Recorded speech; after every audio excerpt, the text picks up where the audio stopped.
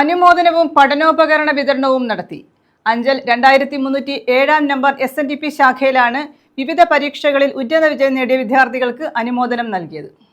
Anchal 2307 number SNDP ശാഖയുടെ നേതൃത്വത്തിലാണ് വിവിധ പരീക്ഷകളിൽ ഉന്നത വിജയം നേടിയ വിദ്യാർത്ഥികളെ അനുമോദിച്ചത്.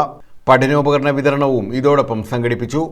SNDP Punnur taluk union president TK Sureshan പുരസ്കാര വിതരണവും പൊതുസമ്മേളനവും ഉദ്ഘാടനം ചെയ്തു.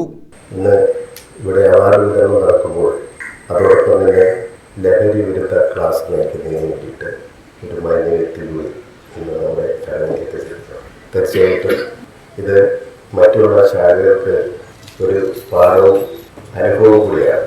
സാധാരണ രീതിയിൽ SNDP യൂണിയനിൻ്റെ